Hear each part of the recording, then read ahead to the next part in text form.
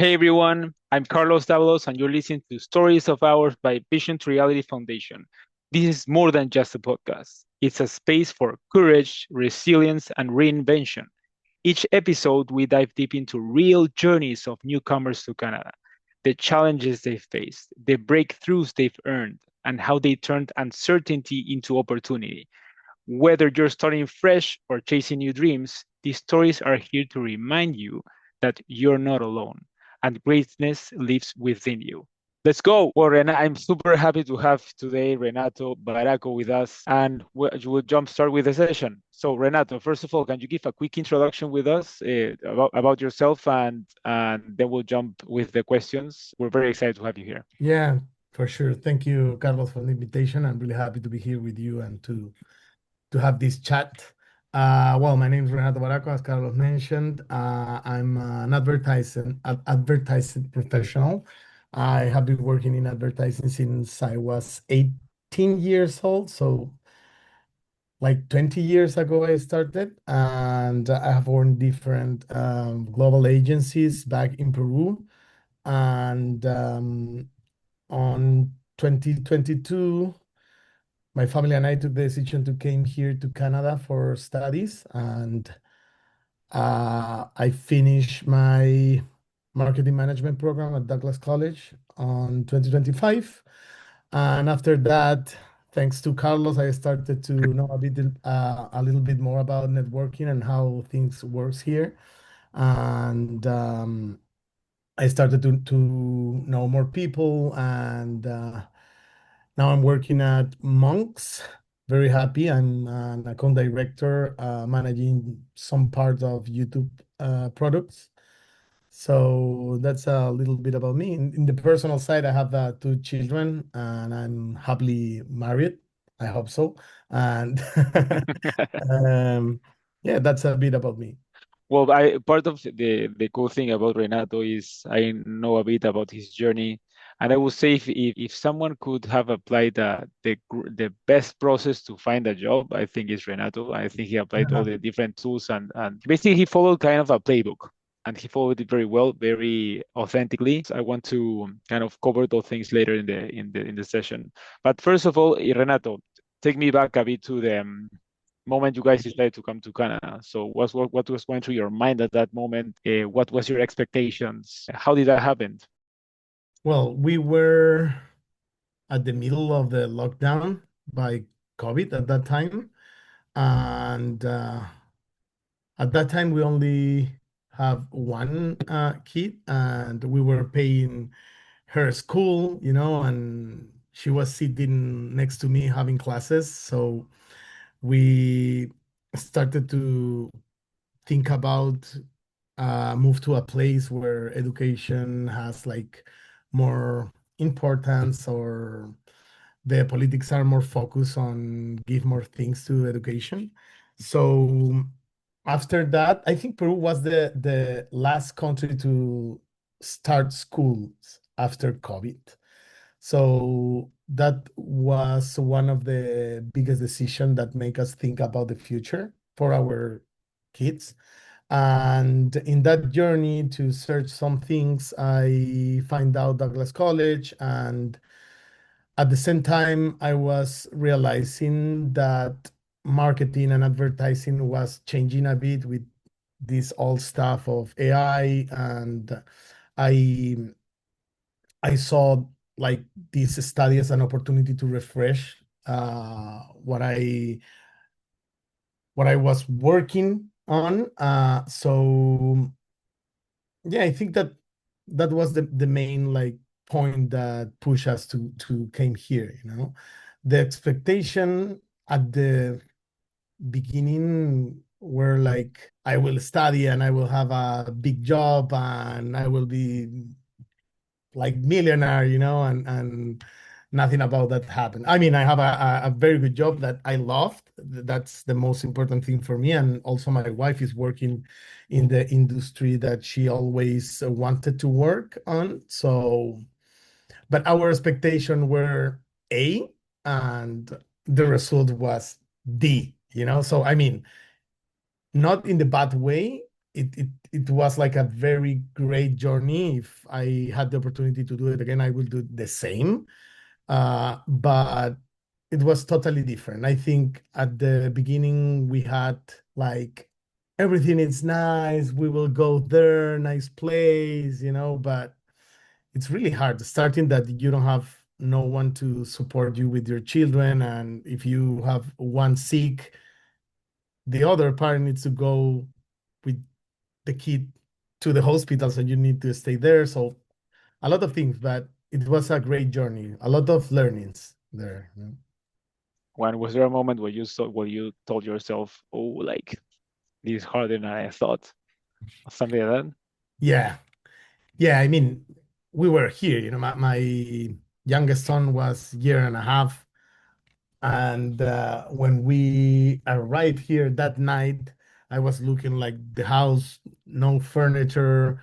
We were like sleeping without sheets because everything was packed. So it was, oh my God, what I'm doing. It was the correct decision, came here. But now that I see my children like speaking in bilingual, it's something that worth it.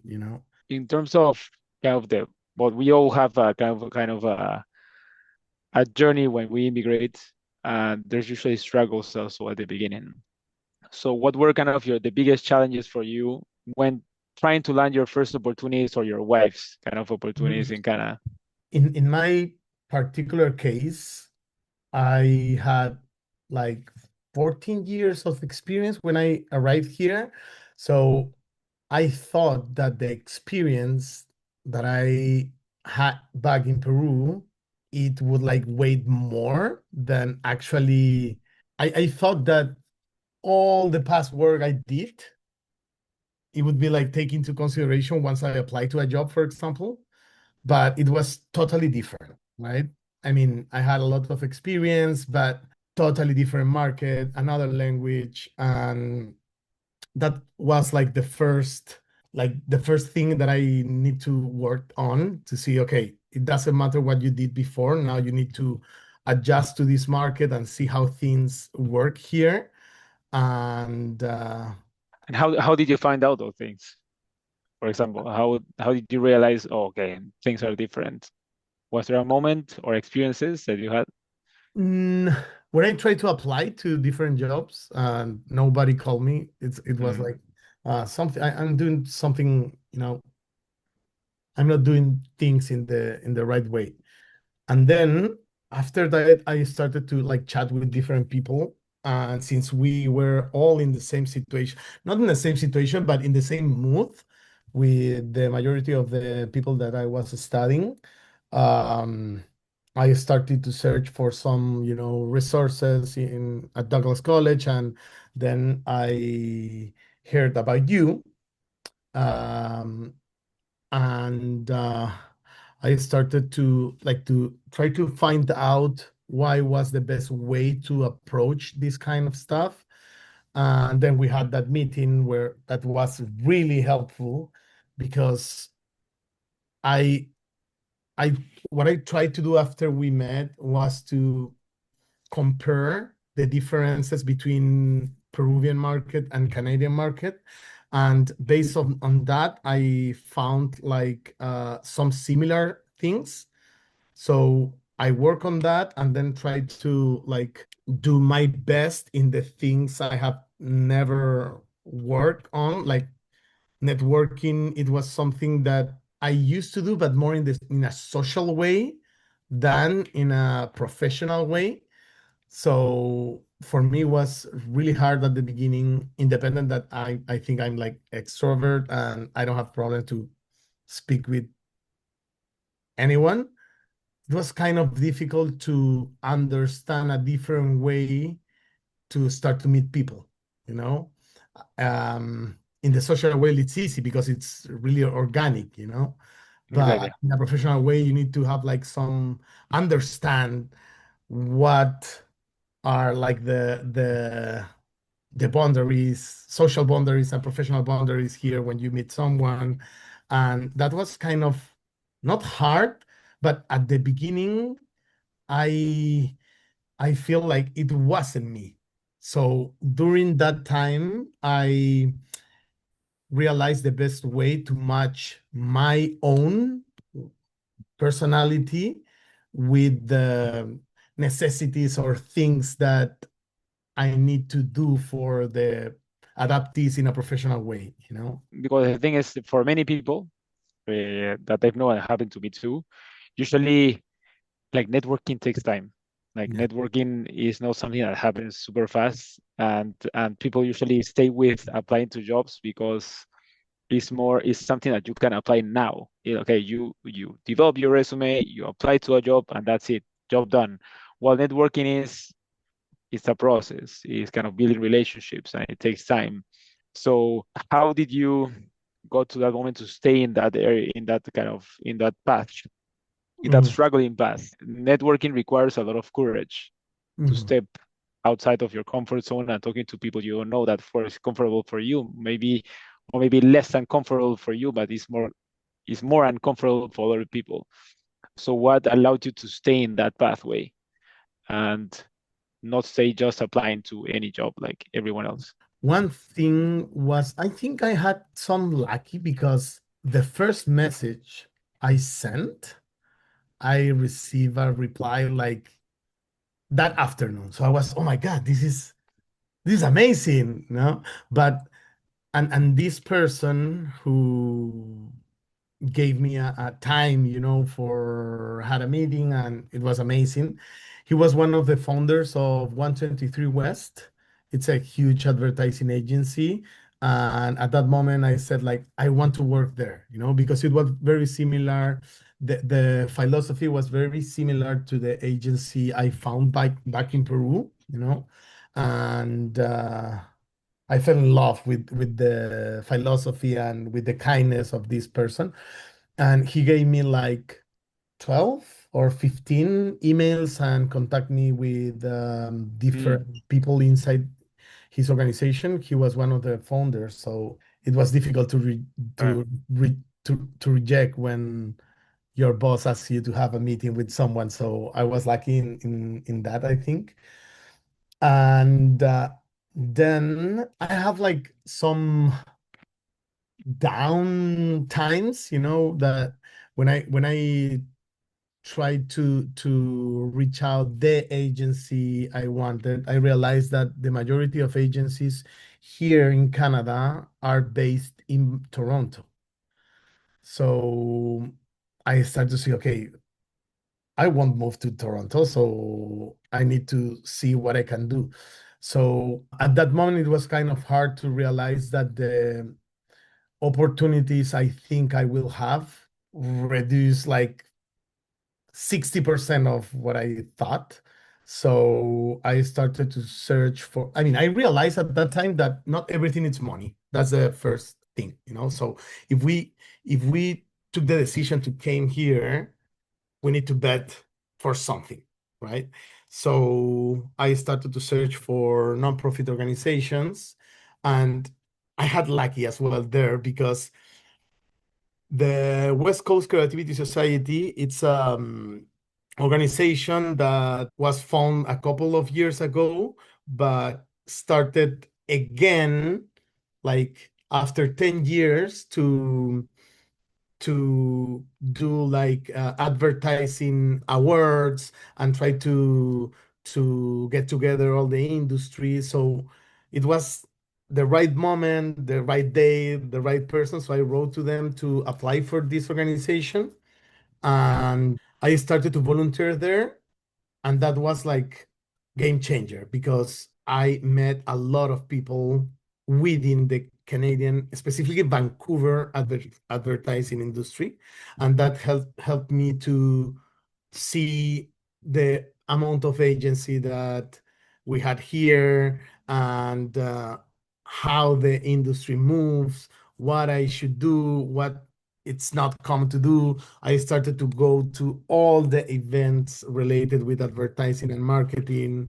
I started to practice a 5-minute pitch, 3-minute pitch, 30-second pitch, all the speech that I could, and I started to chat with professors at Douglas College, I volunteered to work with some of the business that we were using for study.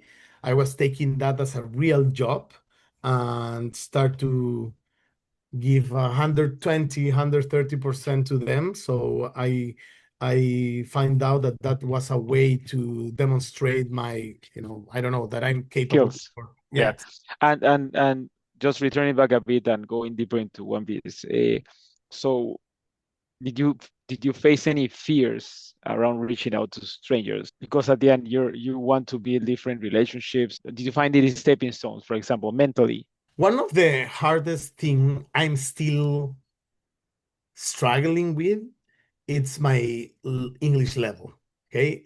That's something I always been afraid of. But then I chatted with my wife that I think it's one of the most intelligent women in the earth.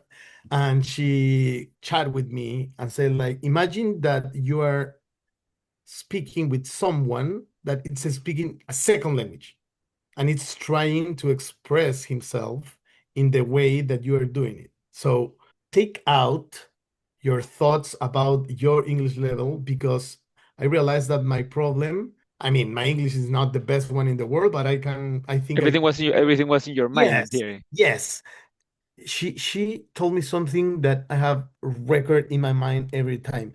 So she told me you need to take out your thoughts about what other thinks about you because you are making a reality about that and everything is based on a thought that you had. So I So realized that, it's a reality that doesn't exist. yeah, yeah, I mean, it's something that I was It's an on my imagination. mind. Yeah, Yeah, exactly. Yeah. exactly. I was, I thought that that was real, but Mm. everything happened in my mind. So after that, I started to focus more in what I was trying to say more than say things correctly in the correct, tense. And that helped me a lot.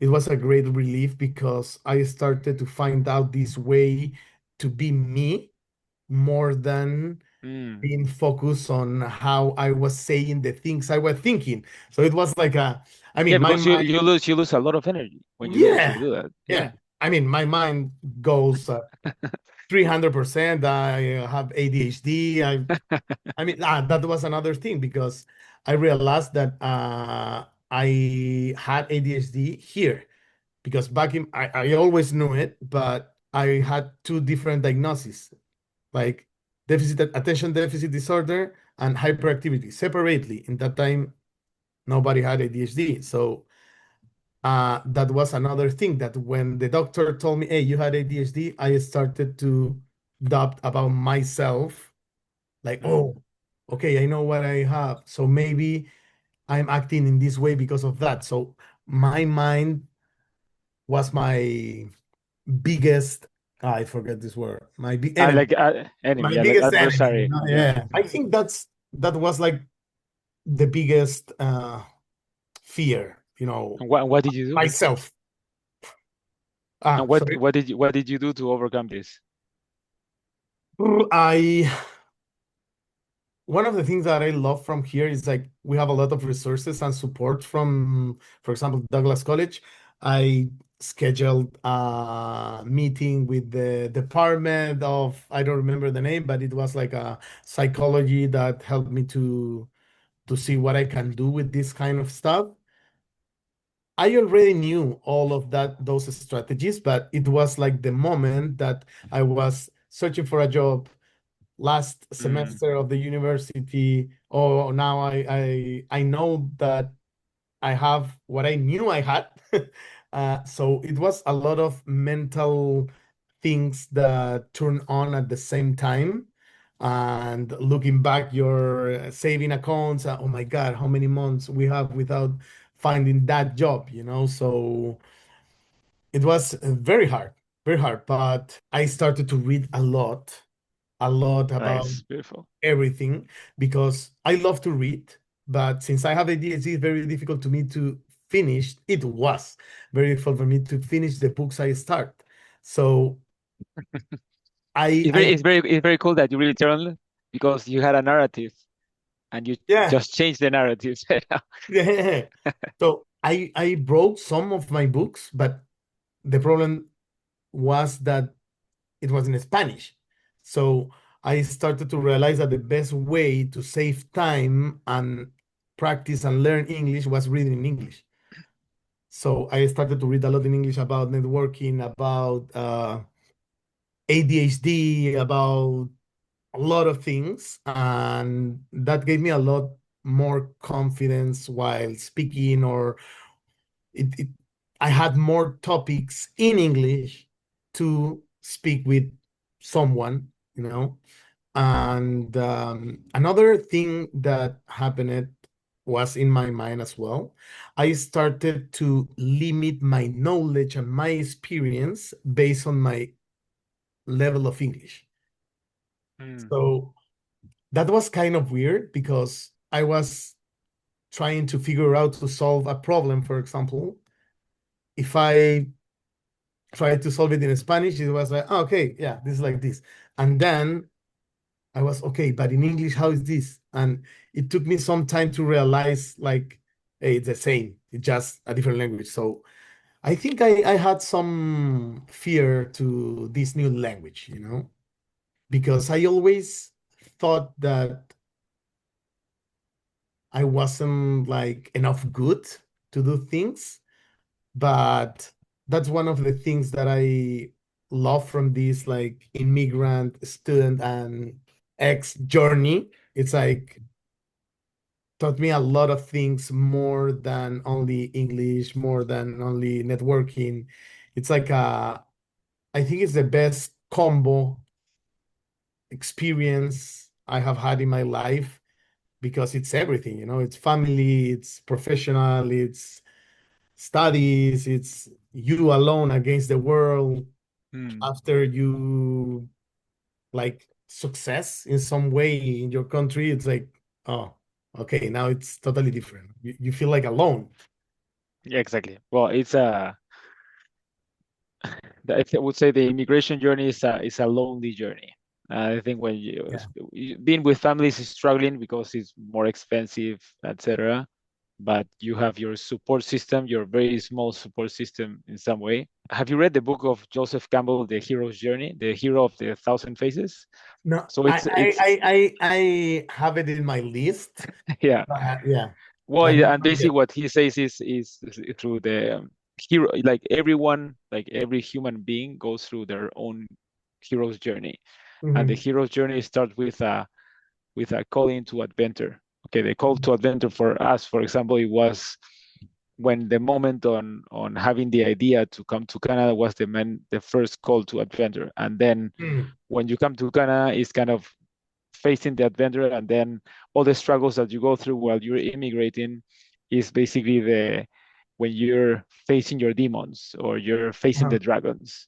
Then you have to control the dragons and face the dragons Yeah, and control them and beat them, and then you overcome the dragons and you have your first wins, etc., until now you gain a lot of wisdom kind of at the end of the way of your immigration journey. I think it doesn't stop because there's a PR process. There's a lot of things yeah, going at the same time, and that's sort of a completely different different topic yeah. that I know we'll reach out to. But I think part of the networking side is the struggles we need to overcome. And Renato, you were very successful in landing your job and connecting with different people. So if you can think of someone new to Canada, okay, if you think, okay, if you can talk to the Renato in the past, and you saw there's someone like Renato coming to right now to Canada and he's just starting, what does good networking look like in the practice? What will you tell this to this person if you have like a couple of minutes for them? Well, first, search the places where you would love to work. Set that objective first. Like in my case, I decided to bet everything to go 100% to work in an advertising agency, independent of the cost of this, of course. I mean, professionally. So I focus 100% on that, and tried to make a huge research of agency, who is working in the agency, who is the human resources person, who is the business person, owners, and I made a list of all of them with all the information I could find in LinkedIn. I try some AI where you can find like the contact information of these the people that you want to search. And I work a lot on the message that Mm. the script that I use to reach out to these different people. So I try to tailor them to have like not asking for a job. It was like, as you recommend me, and one of the best recommendations I had, it's more than ask for a job. It's search for an opportunity to chat with you because you are like someone I would To look like up to to. be. Yeah, you know. So Just a parenthesis, you did a much better job than me. So maybe, so yeah. I think you did a great job. I think I Oh, wasn't thank as successful as you. I think you like you were, yeah, if maybe I gave you a strategy, but you mastered it. you. So so Another yeah. thing I highly recommend is I use at that time the AI wasn't like as this boom, but I write the message by myself. Mhm. And then instead of ask AI to write those message for me, I use the ChatGPT like to as a creative copywriter to brainstorm ideas to see based on the profile of the person I wanted to reach out, which are like the different approach that I could take. And another thing I highly recommend is the follow up because I mean in Peru when you reach out to someone and you don't answer and if this person get back to you and say, oh my God, it's this guy again, no? Here was like very different, you know. I mean, of course, it depends on the way that you reach out again, you know, or following up. Do you feel is people are more open here than you? Much more. Yeah, a lot. I They always were tell like, people that oh, here in Canada, people are amazing. Like they're very yes, open yes, doors. yes, Just yes, need yes. to ask the right questions. Yeah. Yeah. And they were like, oh, thank you so much for following up. And I was, oh my, oh, this is amazing. So yeah, that's another thing I highly recommend. Like, and the other thing, it's like be yourself. You know, that's something that sometimes when we're trying to start build this networking, we try to more to impress Mm. than be ourselves.